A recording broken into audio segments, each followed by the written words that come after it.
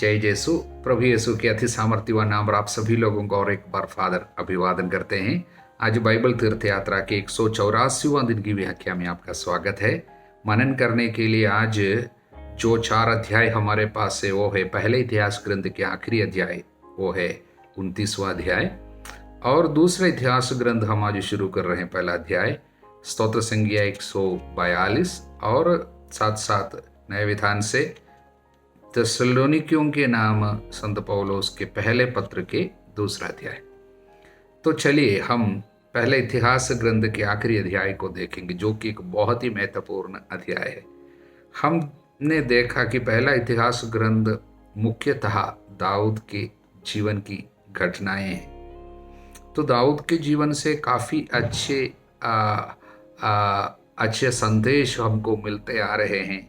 काफ़ी अच्छी नमूना उन्होंने प्रस्तुत की है। और इस आखिरी अध्याय बहुत ही महत्वपूर्ण इसलिए है क्योंकि दाऊद के जीवन की एक सबसे महत्वपूर्ण, हम कह सकते हैं सबसे महत्वपूर्ण एक पुण्य, एक गुण, जिसके कारण प्रभु उनको हमेशा ऊंचा उठाए रखा, वो इस अध्याय में है। मैं अक्सर सोचा करता था कि दाऊद में ऐसी कौन सी चीज है जो प्रभु इतना ज्यादा उनको प्यार किया और इतना महान बनाया। उस व्यक्ति में कमियां जरूर थी, उसके बावजूद प्रभु ने उनको महान बनाया, आंख के पुतले की तरह संरक्षण दिया, सुरक्षित रखा, उनके ऊपर किसी को हावी होने नहीं दिया, हमेशा उनको संभाला। उसका क्या कारण हो सकता था, ये मैं सोचा करता था। लेकिन आज अब जो है मेरे पास उसका उत्तर है। मैं अक्सर कई लोगों को उसके विषय में समझाता भी हूँ। शायद इसके विषय में बोलते हुए आपने मुझे सुना भी होगा। कैसे भी हो, ये अध्याय में उसकी चाबी है उसको समझने का। दाऊद के जीवन को, उसके व्यक्तित्व को, उसकी आध्यात्मिकता को समझने की चाबी इस अध्याय में। हालेलुया। सबसे पहली बात यह है कि प्रभु के मंदिर के प्रति उनका लगाव, उनकी भावना, उनके मन में प्रभु के मंदिर के प्रति जो तीव्र इच्छा थी मंदिर अच्छा से बनाने की, किंतु प्रभु ने उनको अनुमति नहीं दी, हमने देखा। किंतु उसके बावजूद मंदिर के लिए उनके हृदय में क्या विचार रहा है और क्या क्या बातें उन्होंने की है, उसके विषय में सब हम यहाँ पर पढ़ते हैं। उदाहरण के लिए ये अध्याय इस तरह शुरू होते हैं। इसके बाद राजा दाऊद ने सारी सभा से कहा, ईश्वर ने मेरे पुत्र सुलेमान को ही चुना। किसके लिए? इस कार्य के लिए कि मंदिर बनाने के। अभी वो छोटा और अनुभवहीन है और काम तो बड़ा है। कौन सा काम? मंदिर बनाने का काम। ये भवन किसी मनुष्य के लिए नहीं बल्कि प्रभु ईश्वर के लिए है। इसलिए मैंने यथाशक्ति अपने ईश्वर के मंदिर की स्वर्ण वस्तुओं के लिए स्वर्ण, चांदी की वस्तुओं के लिए चांदी, कांसे की वस्तुओं के लिए कांसा, लोहे की वस्तुओं के लिए लोहा और लकड़ी की वस्तुओं के लिए लकड़ी इकट्ठी की है। मैंने सुलेमानी मणियां और खांचे में बिठाई जाने वाली मणियां, विभिन्न प्रकार के नग, प्रत्येक प्रकार के बहुमूल्य पत्थर, बहुत सा संगमरमर एकत्रित किया। मैंने पवित्र मंदिर के लिए जो कुछ एकत्र किया, इसके अतिरिक्त मैंने अपने ईश्वर के मंदिर के प्रेम से प्रेरित होकर उसके लिए अपने निजी सोना और चांदी देता हूँ। 3000 मन सोना अर्थात ओफिर का सोना, और ये सारी व्यवस्था क्या क्या इकट्ठा किया उसके बारे में और आगे बताया गया। इस तरह उन्होंने एक बहुत अच्छा उदाहरण लोगों के सामने प्रस्तुत किया। स्वयं अगुवाई कर रहे, आगे आगे रहकर देते हुए, मंदिर के प्रति अपना प्रेम दिखाते हुए। और अंत में उसने कहा, आज प्रभु को भेंट चढ़ाने के लिए और कौन तैयार है? जब एक राजा स्वयं इस तरह प्रभु के मंदिर के लिए अपनी उदारता को प्रकट किया, अपने उत्साह को प्रकट किया, तो लोग कैसे पीछे हटेंगे? राजा जब अपने जीवन के द्वारा उदाहरण देता है, लोग पीछे नहीं जाते। तब घराने के मुखिया, इस्राएली वंशों के अध्यक्ष, सहस्त्रपति, शतपति, राजकीय सेवा के पदाधिकारी आगे बढ़े। उन्होंने स्वेच्छा से दान चढ़ाए। उन्होंने प्रभु के मंदिर के निर्माण के लिए 5000 मन सोना, 10,000 स्वर्ण मुद्राएं, 10,000 मन चांदी, 18,000 मन कांसा, 1,00,000 मन लोहा दिया। जिन जिन लोगों के पास मणियां थी उन्होंने प्रभु के मंदिर के कोष के लिए उन्हें गेर्शोनी यहीएल को दे दिया। वो एक व्यक्ति का नाम है। तो इस तरह सारे लोगों ने इतने सारे संपत्ति मंदिर के लिए दे डाले। हालेलुया।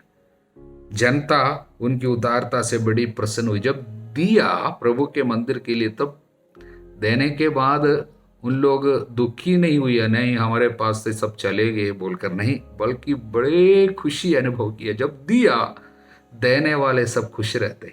हालेलुया। जो देते नहीं है वो दुखी रहते हैं। हालेलुया। ये नहीं सोचना कि हमारे पास जो है, हम अगर दूसरों को देंगे, प्रभु के कार्य के लिए देंगे, तो हमारे पास कम रह जाएंगे, तो हम दुखी रह जाएंगे। ऐसा कभी नहीं है। जब देते हैं खुशी बढ़ती है।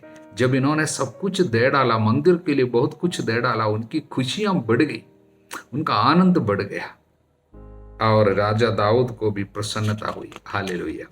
और इसके बाद महत्वपूर्ण बात नहीं आई, इसके बाद दाऊद की एक प्रार्थना है, अंतिम प्रार्थना है, क्योंकि इस अध्याय में उसके बाद देखिए दाऊद के जीवन से जुड़ी हुई अंतिम अध्याय ये है। उसके बाद दाऊद के जीवन की ऐसी घटनाएं बाइबल में नहीं है, क्योंकि दाऊद के बारे में सूचनाएं तो जरूर आएगी, लेकिन दाऊद के जीवन के विषय में जो भी बातें प्रकट रूप से बताए गए हैं, घटना को लिखे गए हैं, वो सब इस अध्याय के साथ समाप्त है। इसलिए इस अध्याय में अंतिम एक प्रार्थना है दाऊद की, वो प्रार्थना सबसे महत्वपूर्ण। तब दाऊद ने सारी सभा के सामने प्रभु को इन शब्दों से धन्यवाद दिया, हमारे पिता, ध्यान से सुनना, हमारे पिता इज़राइल के प्रभु ईश्वर, तू सदा सर्वदा धन्य है। प्रभु तुझे प्रताप, सामर्थ्य, महिमा, विजय और स्तुति, क्योंकि जो कुछ स्वर्ग में और पृथ्वी पर है वो तेरा है। ध्यान से सुनना, वो तेरा है। प्रभु राज्याधिकार तेरा है, तू सब शासकों से महान है, धन और सम्मान तुझसे ही मिलता है, तू समस्त सृष्टि का शासन करता है, तेरे हाथ में सामर्थ्य और बल है, तू लोगों को महान और शक्तिशाली बनाता है। हमारे ईश्वर, इसलिए हम तुझे धन्यवाद देते हैं और तेरे महिमा में नाम की स्तुति करते हैं। इसलिए किस लिए? सब कुछ तेरा है। मैं कौन हूं, मेरी प्रजा क्या है, जो हम में इतनी भेंटें चढ़ाने का सामर्थ्य रहा हो? सब तुझसे ही मिला है, जो तुझसे पाया है हमने तुझे चढ़ा दिया है। अपने सब पूर्वजों की तरह हम भी तेरे सामने विदेशी और प्रवासी है। इस धरती पर हमारा जीवन छाया मात्र है, यह हमारा रहना अनिश्चित है। प्रभु हमारे ईश्वर, ये सब सामग्री जो हमने तेरे पवित्र नाम पर मंदिर बनाने के लिए एकत्रित की है, यह सब तुझसे ही प्राप्त है, सब तेरा ही है। प्रियजनों, आपको एक बात बराबर सुनने को मिली होगी इस प्रार्थना से, वो क्या है? सब तेरा है। हे राजा, महान राजा, अपना जीवन अपने अंतरतम से अपने दिल खोलकर एक प्रार्थना कर रहे हैं। वो प्रार्थना में वो अपने जीवन के, अपने आध्यात्मिकता की सबसे बुनियादी तत्व को प्रकट कर रहा है। वो यह है, सब कुछ प्रभु तेरा है, स्वामित्व तेरा है, ओनरशिप बिलोंग्स टू यू, मेरा नहीं है। मैं राजा हूं किंतु कुछ भी मेरा नहीं है। हम तो खाली है, हम तो यहाँ पर प्रवासी है, हम तो यहाँ पर छाया मात्र है। इस धरती पर हम तो विदेशी है, प्रवासी है, हम यहाँ के नहीं हैं। हम तो यहाँ कुछ दिन के लिए रहने वाले हैं, इसलिए हमारे पास कुछ भी नहीं है। जो कुछ हमने आपको दिया वो आपका ही है, हमारे पास कुछ नहीं है। स्वर्ग और पृथ्वी की सारी चीजें आपकी है, सब आपके नाम पे है, हमारा नहीं है। इस बात को वो दिल से कह रहा है। ये उसकी आध्यात्मिकता की सबसे बुनियादी तत्व है। स्वामित्व, मालिकी, ओनरशिप प्रभु का है, मेरा नहीं। जीवन में कभी भी उन्होंने किसी चीज के ऊपर ओनरशिप नहीं लिया। उसने कभी नहीं सोचा ये मेरा है, हमेशा सोचता रहा, हमेशा बोलता रहा, हमेशा प्रकट करता रहा, ये तेरा ही है। इसलिए वो क्या करता था? धन्यवाद और स्तुति। धन्यवाद और स्तुति क्या है वास्तव में? ओनरशिप सरेंडर करने का सबसे सुंदर रीति है, यानी स्वामित्व को समर्पित करने की सुंदर रीति है स्तुति। Hallelujah. So praise is the most beautiful expression of surrendering ownership to the Lord. इसलिए वो बराबर स्तुति करता है। ये बात प्रभु को बहुत प्रिय है। जब जब हमें स्वीकार करते हैं मेरा कुछ नहीं है सब तेरा है, तब प्रभु का अधिकार रहता है सब कुछ के ऊपर। प्रभु की महिमा प्रकट होती है, प्रभु का कार्य होने लगता है।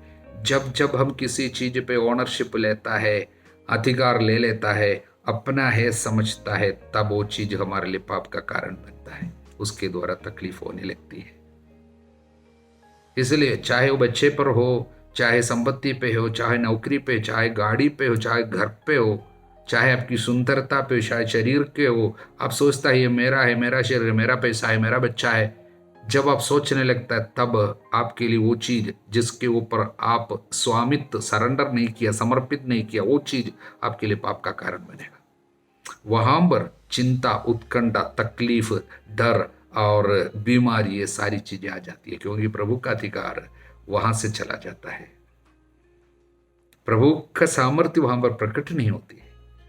जिस जीवन के जिस पहलू पर, जिस चीज पर, जिन बातों पे आप ओनरशिप सरेंडर करता है, वहां पर प्रभु का अधिकार रहता है।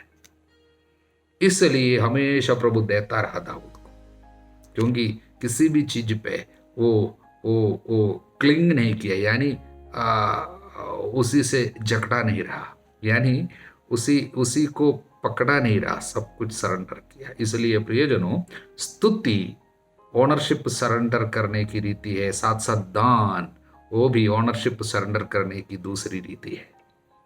इसलिए अंत में ये सब कुछ बोलने के बाद अंत में उसने 20वां वचन में वो लास्ट शब्द है दाऊद का। उसके बाद दाऊद ने सारी सभा से कहा, प्रभु अपने ईश्वर को धन्य कहो। लोगों से कहा, प्रभु अपने ईश्वर को धन्य कहो। Praise your God, God of Israel. Hallelujah. अपने ईश्वर को धन्य कहो, उसकी स्तुति करो। उसके बाद कुछ नहीं बोलता। उसके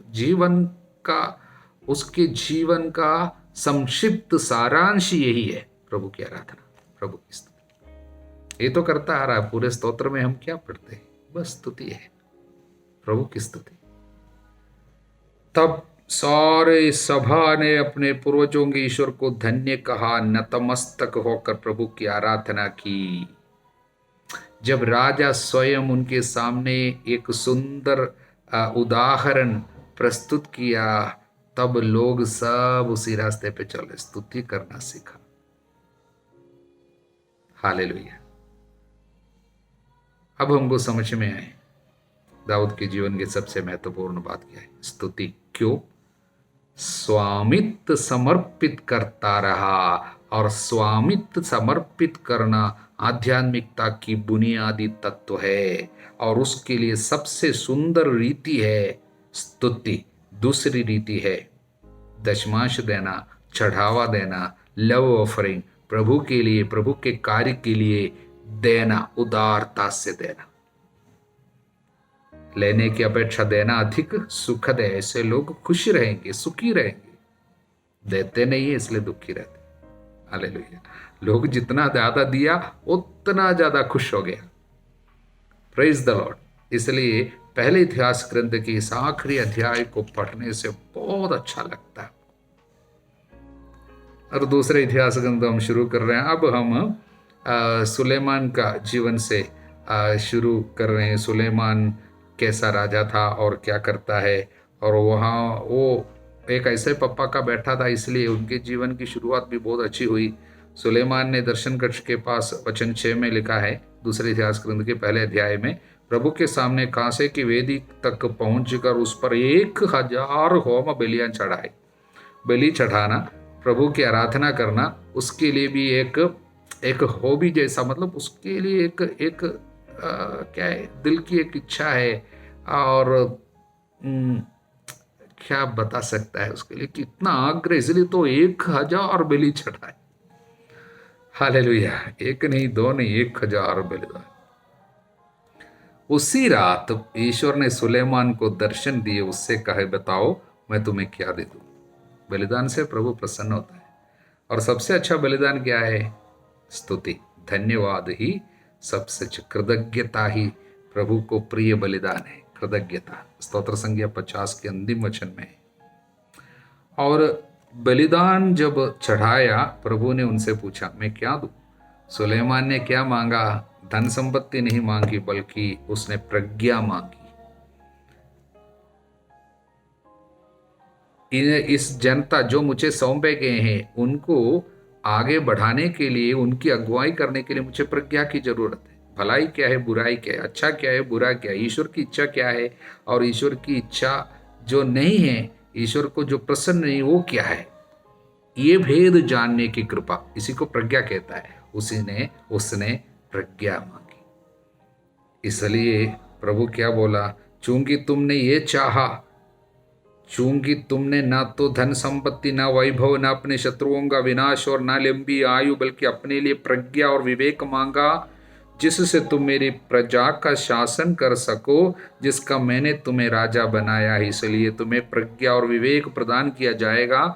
मैं तुमको उतना धन और वैभव दूंगा जितना ना तो तुम्हारे पहले किसी राजा के पास था, ना तुम्हारे बाद किसी के पास होगा। देखिए, सबसे पहले ईश्वर का राज और उसकी धार्मिकता की खोज करो, बाकी सब दिया जाएगा। उसने ईश्वर के राज मतलब क्या? ईश्वर की इच्छा पहचानना, ईश्वर की इच्छा पर चलना, ये तो ईश्वर का राज और उसकी धार्मिकता है।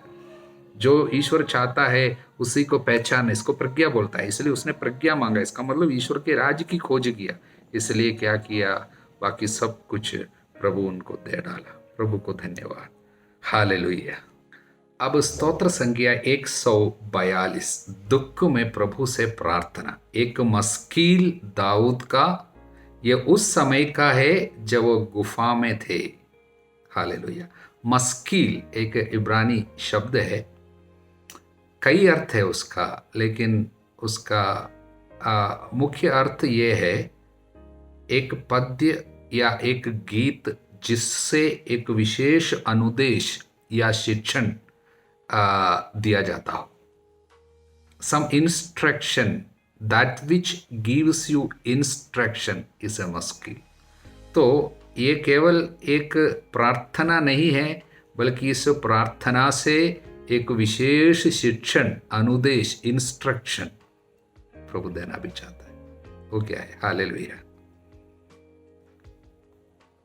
ये एक दुखी व्यक्ति की प्रार्थना है जो परित्यक्त हो, जिनका कोई नहीं हो, सभी लोगों से तिरस्कृत, जब गुफा में अपने को छुपा रहा था। शुरुआत इस प्रकार है, मैं प्रभु की दुहाई देता हूं, मैं ऊंचे स्वर से प्रभु से प्रार्थना करता हूं, मैं उसके सामने अपना दुखड़ा रोता हूं, मैं उसे अपना कष्ट बताता हूं। शुरुआत है, लेकिन अंत में सबसे लास्ट वचन 8, मुझे बंदी गृह से निकाल, जिस समय तेरा नाम धन्य कहूं। जब तू मेरा उपकार करेगा तो धर्मी मेरे चारों ओर एकत्र हो जाएंगे। डिक्लेरेशन, एक घोषणा है। प्रभु मेरा उपकार करेगा, जिस दिन तू करेगा उस दिन मेरे चारों ओर धर्मी जन एकत्रित होंगे। मैं अकेला नहीं होगा, अनेक लोग, वो भी अच्छे लोग, धर्मी लोग मेरे चारों ओर एकत्र हो जाएंगे और मैं तेरा नाम धन्य कहूंगा। हालेलुया। तो शुरुआत में क्या है कि वो बलहीन है, वो इसलिए प्रभु के सामने दुखड़ा रो रहे हैं और वो अपना कंप्लेंट कर रहे हैं, मैं अपना कष्ट बताता हूं। शुरुआत ऐसे है, किंतु अंत में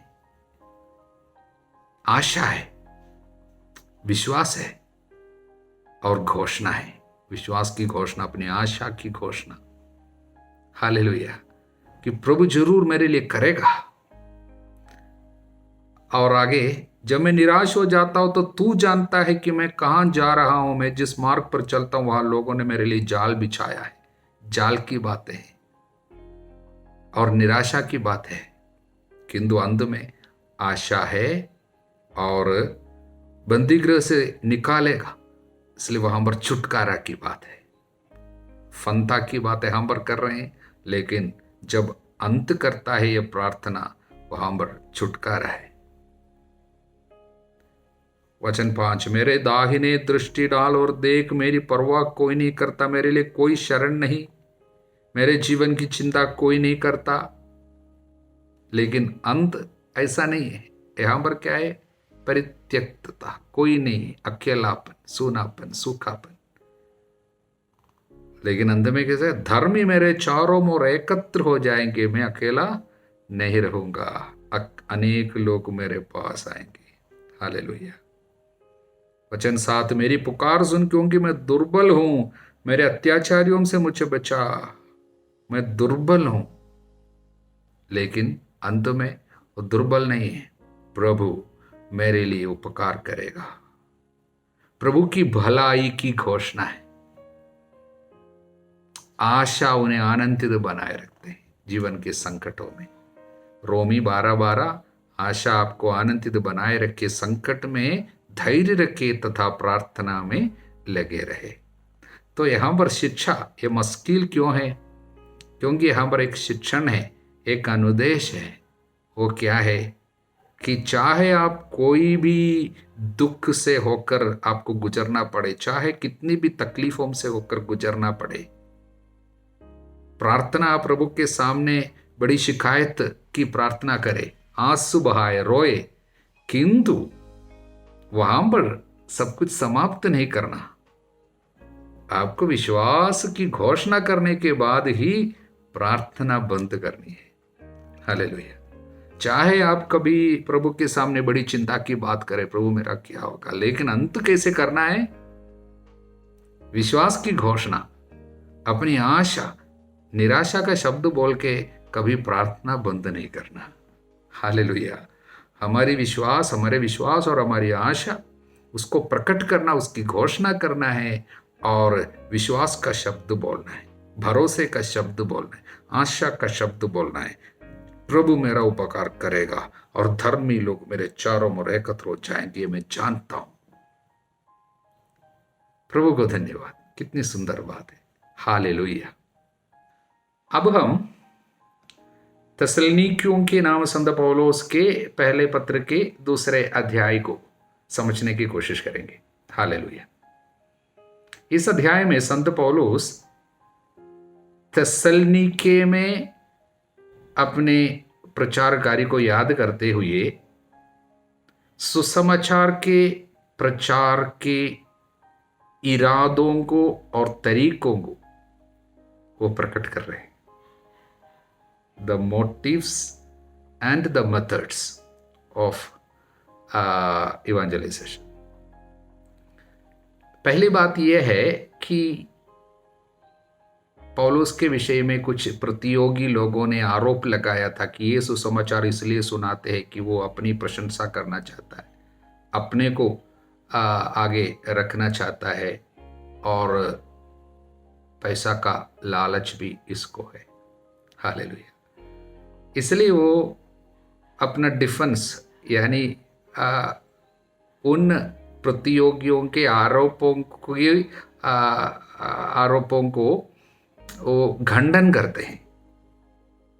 ये अपने बचाव के लिए नहीं है, बल्कि सुसमाचार को आगे रखने के लिए, और जो लोग उनके बात मानकर प्रभु में विश्वास किया, उनके बचाव के लिए, उनका विश्वास नष्ट ना हो। इसलिए वो उन बातों का खंडन करते हैं। किस तरह?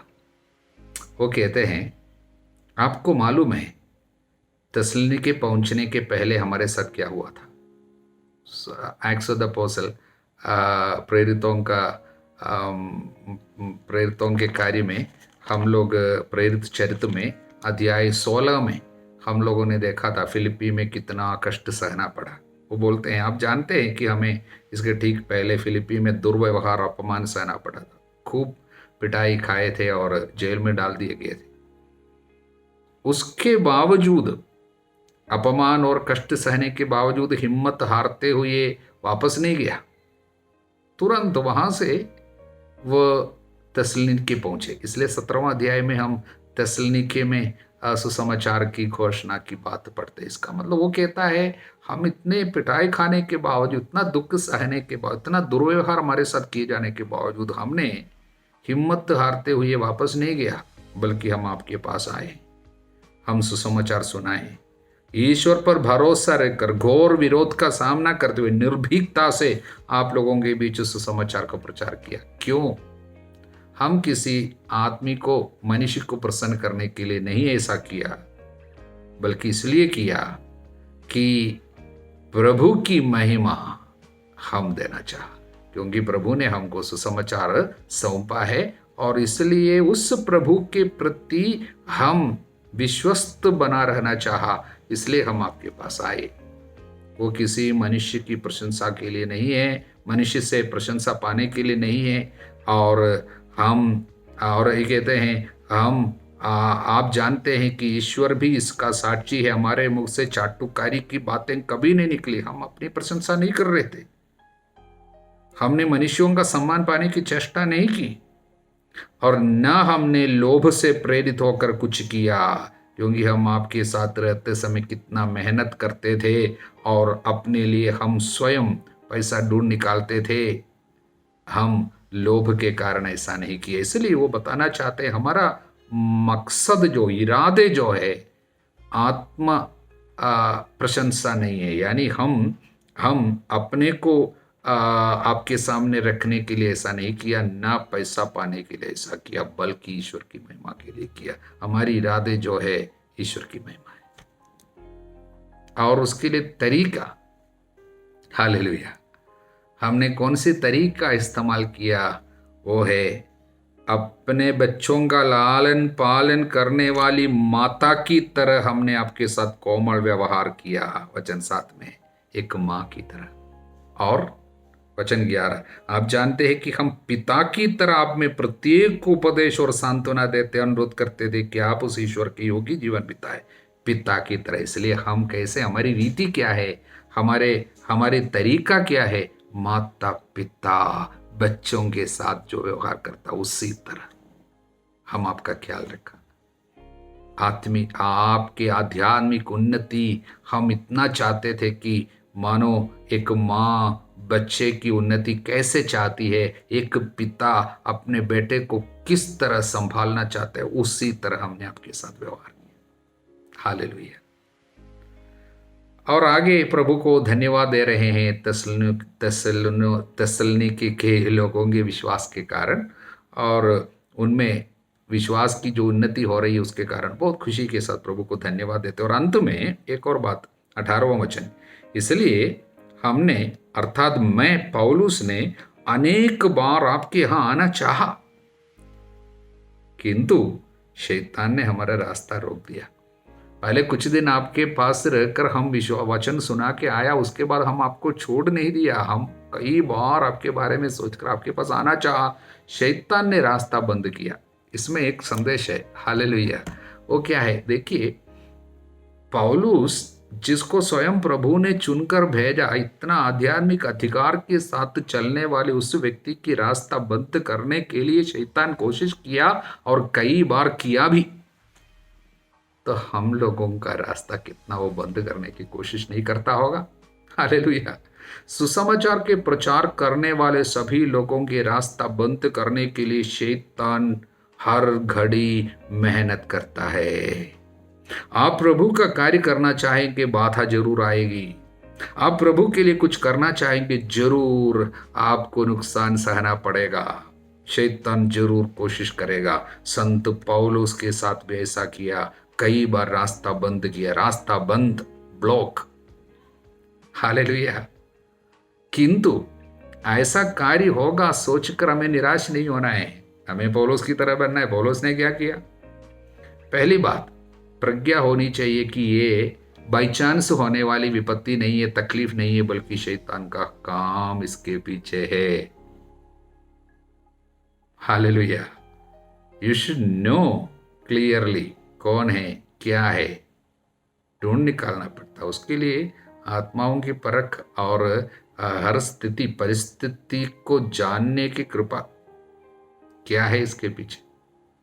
दूसरी बात, शैतान ने ऐसा किया बोल के वो निराश नहीं हुआ, हर कदम मेहनत किया। शैतान अगर रास्ता बंद करेगा, दूसरा रास्ता हम अपनाएगा। इसलिए शैतान रास्ता बंद किया, स्वयं जाकर सुसमाचार नहीं घोषणा नहीं कर सका, उनको ढारस बंधा नहीं सका, उनका विश्वास में बढ़ोतरी नहीं दे सका। इसलिए पौलुस ने चिट्ठी लिखने का कोशिश किया और मेहनत किया, बैठकर लिखा। मैं आ नहीं पा रहा हूं, मैं लिख रहा हूं।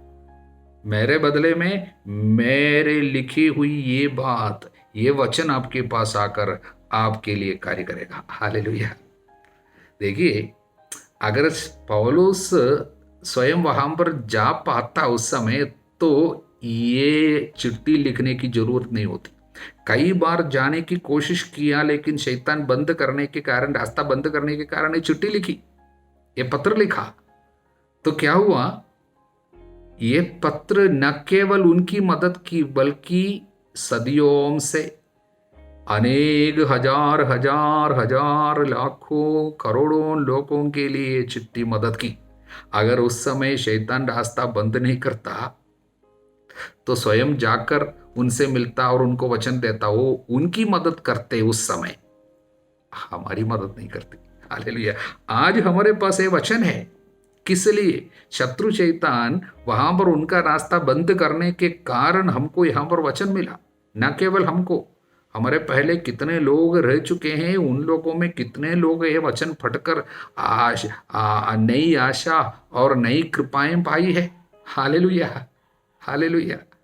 इसलिए शत्रु शैतान ने जो कार्य किया, वो भी प्रभु भलाई में बदल डाला। अंधकार में छिपे हुए खजाना की बातें बराबर फादर आपको बताते हैं। ऐसा है, शैतान जब एक कार्य करेंगे, प्रभु अनेक नई रास्ता खोलेंगे, लेकिन उसके लिए उत्साही लोग, हम जाने को चाहा और शैतान रास्ता बंद किया, अभी क्या करेगा, बैठकर सोता नहीं, दूसरा रास्ता। हालेलुया। निराश नहीं होने का है। और तीसरी बात जो है, वो आशा के साथ वो बोलता, उनकी आशा है, आशा है। इसलिए वो क्या बोलता है, भाइयों, जब हम कुछ समय के लिए आप लोगों से के प्रेम से नहीं, बल्कि आपके दर्शनों से वंचित है, कुछ समय के लिए, तो संत पौलुस जानता है ये कुछ समय की बात है, मैं जरूर आ पाऊंगा। आपका दर्शन, आप हमारा दर्शन और हम आपके दर्शन नहीं कर पा रहे कुछ समय के लिए, कुछ समय के लिए। शैतान बार बार रास्ता बंद कर रहे, किंतु कुछ समय के लिए, लंबे समय के लिए नहीं। इसका मतलब वो आशा करते हैं कि कुछ ही समय में बंद रास्ता प्रभु की सहायता से हम खोल पाएंगे। हालेलुया। और ऐसा हुआ भी।